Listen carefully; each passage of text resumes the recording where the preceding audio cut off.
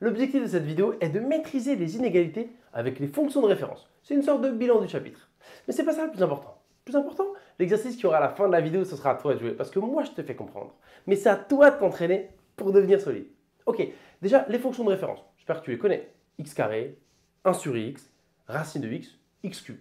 Mais souvent en fait avec ce type d'exercice, c'est souvent la fonction x carré et 1 sur x qui reviennent le plus. Carré et inverse. Et ces inégalités, c'est un savoir-faire super important. Tu le retrouves dans tes exercices, mais également à ton contrôle. Donc voilà pourquoi on a fait une vidéo et je t'invite à bien suivre. Ça va être comme un petit jeu, en fait, je vais te mettre juste des propositions et il faudra dire vrai ou faux. Mais attention, quand c'est vrai, faux ou QCM, souvent c'est un peu vicieux de la part du concepteur, donc il faut rester accroché. D'accord? Il y en a certaines, c'est classique, mais d'autres, attention à ne pas te faire feinter. On commence en douceur. Vrai ou faux? Si x supérieur ou égal à 5, alors x carré supérieur ou égal à 25. Petite parenthèse. Quand tu as un vrai faux, en fait, le faux est plus simple à montrer. Parce que quand c'est faux, il suffit de donner un contre-exemple. Tu dis faux parce que regarde, si x égale temps, ça ne marche pas. Et tu as gagné. Quand c'est vrai, il faut montrer que c'est toujours vrai. Donc souvent, il faut revenir à une propriété du cours. Donc parfois, on a l'impression qu'on n'a pas vraiment montré. Vrai, c'est plus embêtant à montrer. Ok, vrai ou faux? Ça, c'est vrai, c'est pile le cours. Et en fait, pour le démontrer, il faudrait utiliser la propriété de la fonction carré. La fonction carré, regarde quelle tête elle a. Quand x est plus grand que 5, on est dans des valeurs positives. C'est pour ça qu'il faut mixer les chapitres. Et dans les valeurs positives, la fonction carré, elle est croissante. Et ça, c'est pile la définition d'une fonction croissante sur un intervalle. X plus grand que 5, x carré plus grand que 5 au carré, 25. Et donc l'explication, ce serait celle-ci. F de x égale x carré, c'est la fonction carré, parce que de là à là, on élève au carré. Cette fonction, elle est croissante sur 0 plus l'infini. C'est à savoir. Donc, si x plus grand que 5, des valeurs positives, alors x carré plus grand que 5 au carré. Et le sens ne change pas. Donc tu vois, quand c'est vrai, c'est embêtant, il faut réciter son cours. Numéro 2. Si x strictement inférieur à 3, alors x carré strictement inférieur à 9. Vrai ou faux? Je t'invite à mettre pause et de réfléchir, parce que moi je donne la réponse dans la foulée. Quand il y a un si alors, moi j'aime bien ajouter l'expression obligé. Tu vois. Regarde, si x est plus petit que 3, est-ce que obligé, est-ce que obligatoirement x carré sera plus petit que 9? Bah non en fait, et quand c'est faux, je te l'ai dit tout à l'heure, il suffit de trouver un contre-exemple. Si x égale moins 5, avec un peu dextérité, tu les trouveras toi aussi très rapidement les contre-exemples. Si x égale moins 5, que vaut x carré? Moins 5 au carré, ça fait 25, plus 25. Donc, si x plus petit que 3, c'est le cas là, toi j'ai pris moins 5, j'ai pris un nombre qui entre dans cette hypothèse de départ. Et pourtant son carré, il n'est pas plus petit que 9, tu vois, il est plus grand que 9. Donc tu vois, ça en fait, c'est un mensonge que si x plus petit que 3, on oublie que il peut aller dans les négatifs. Sauf que la fonction carré, quand x est négatif, tac, elle remonte. Regarde encore une fois quelle tête elle a. Quand x est en fait plus petit que moins 3, et x carré sera au-dessus de 9. Donc en fait, ce truc aurait été vrai si x était juste entre 0 et 3, ou entre moins 3 et 3. Mais dès qu'il est à gauche plus petit que moins 3, c'est plus vrai. Parce que son carré dépasse 9. Donc celle-ci était fausse. Numéro 3, on passe à la fonction inverse. Si x plus grand que 3, alors 1 sur x plus petit que 1 sur 3. Vrai ou faux? Pause et réfléchis. En fait, c'est vrai, et c'est un peu comme la 1, c'est pile une propriété du cours. Comment est la fonction inverse en termes de variation croissant-décroissant? Elle est décroissante puis décroissante. Tu vois, regarde quelle tête elle a, la fonction 1 sur x. Décroissante puis décroissante.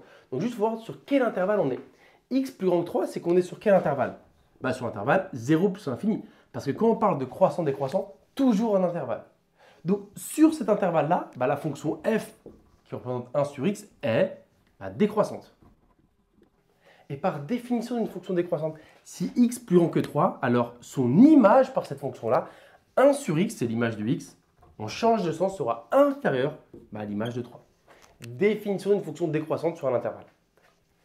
Après, on peut le justifier graphiquement. Tu sais, sur une copie, tu peux toujours dessiner la fonction 1 sur x et le montrer en surlignant la partie. Quand c'est vrai-faux, tu peux expliquer d'une autre manière, même si ce n'est pas hyper rigoureux, ça passe, d'accord? Ce qu'il faut juste, c'est qu'on comprenne ton raisonnement. Donc, avec un graphique où tu dessinais la fonction 1 sur x et tu montrais que c'était vrai, tu aurais des points.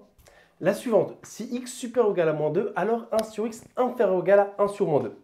C'est vrai que je n'ai pas été très intelligent, c'est 1 sur 2 avec à chaque fois la même petite feinte. Mais c'est pour te montrer en fait comment il faut réfléchir. On a l'impression que c'est pareil. J'ai pris 1 sur le truc, j'ai changé de sens parce que la fonction inverse est décroissante. Le problème, comme finalement dans la 2, c'est qu'en fait je suis sur deux intervalles différents. Rappelle-toi la numéro 2, x plus petit que 3, c'est que j'avais le 0,3, mais après j'avais les valeurs négatives qui entraient dedans. Or la fonction carré n'a pas les mêmes variations sur moins l'infini 3. Et pareil pour la fonction inverse. X plus grand que moins 2, bah, il y a de moins 2 à 0. Et en 0, la fonction inverse, elle n'existe pas. Et ensuite, elle repart de 0. Donc, il y a deux intervalles différents. Tu vois, c'est la façon un peu subtile de réfléchir pour dire, on sent l'embrouille. Tu vois, c'est qu'il y a deux intervalles différents. Alors, quelle pourrait être l'explication? Quand c'est faux, un contre-exemple suffit et c'est même plus classe de le faire comme ça. Bah, donne-moi un exemple qui fait que ça ne marche pas. Donc, si tu as compris mon petit raisonnement, il faut prendre des valeurs en fait positives. Regarde, imagine, même pas se prendre la tête. Si x égale 1, est-ce que 1 est plus grand que moins 2? Oui, c'est bon. Que vaut 1 sur x? Bah, 1 sur x, ça vaut 1 sur 1, ça fait 1. D'accord. Donc, si x est plus grand que moins 2, par exemple, 1. 1 sur x, ça vaut 1. Bah non, c'est pas plus petit que moins 1,5, tu vois. 1, c'est positif, donc c'est plus grand que ce truc-là. Donc, j'ai trouvé une valeur qui met à mal cette proposition. Donc, je peux affirmer que c'est faux. Parce que ce que je t'ai dit encore au début, et c'est assez puissant, c'est que pour qu'un truc soit vrai, une proposition, il faut qu'elle soit toujours vraie. Si c'est faux une fois, on dit faux. C'est pour ça qu'un contre-exemple suffit quand c'est faux. Si x plus grand que moins 2, alors ça, attends. Mais si x égale 1, ça ne marche pas ton truc. Donc c'est faux. C'est comme ça qu'on raisonne. Allez, un petit dernier. Je crois que c'est mon préféré celui-là. Si x entre moins 3 et 5, alors x carré entre 9 et 25. Vrai ou faux?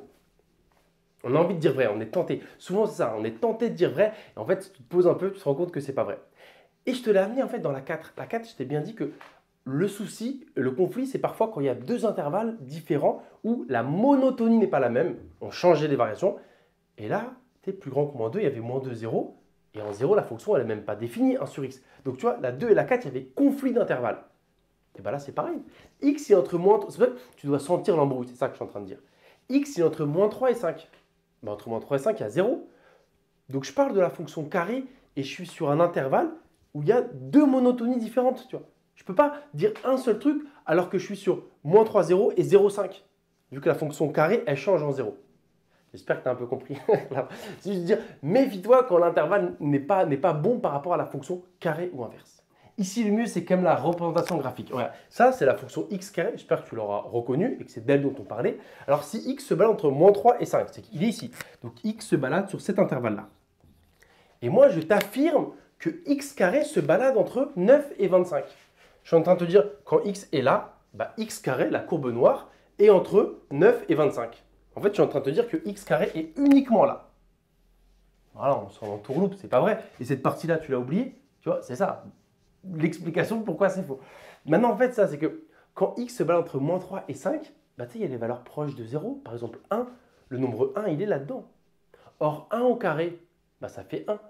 Donc ici, en fait, le problème, c'est que comme le moins 3 devient positif, on prend que les grandes valeurs. On oublie les valeurs proches de 0 qui étaient bien là-dedans. Et c'est ce qu'on voit ici. Entre moins 3 et 5, je prends toutes ces valeurs. Donc, quand x se balade entre moins 3 et 5, bah, la fonction x carré, elle prend ses valeurs d'où à où? Les y, ils vont d'où à où? Bah, ils vont de 0 jusqu'à 25. Tu vois. Ils vont toutes les valeurs. Parce que si je suis entre moins 3 et 5, par exemple, je vaux, je sais pas moi, moins 0,2 ou je vaux 0,5. Et quand on met ça au carré, bah, c'est encore des valeurs proches de 0. Donc après, sinon, il suffit de suivre avec son doigt. Quand x se balade de moins 3 à 5, bah, dessine. X carré fait ça. Bah, maintenant, regarde d'où à où, entre la plus petite et la plus grande valeur, est-ce que j'ai dessiné? Bah, la plus petite, elle était là. Et la plus grande, elle était là. Donc, les y, autrement dit les x carrés, vont entre 0 et 25. Il y a une justification par le calcul, mais ça, on te le mettra dans la série d'exercices. Ici, je voulais que tu l'aies compris un peu graphiquement et que tu sentes l'embrouille parce qu'il y avait des intervalles où il y avait un changement de monotonie. Regarde, sur moins 3, 0, décroissante. Et à partir de 0, elle devient croissante. Donc, méfie-toi de ce cas de figure. Bon, j'espère que tu as compris un peu comment on manie les inégalités avec les fonctions de référence. Et montre-moi que c'est le cas avec l'exercice qui arrive, parce que maintenant c'est à toi de jouer. Fais l'exercice que je te propose et montre-moi que tu as compris. Je compte sur toi.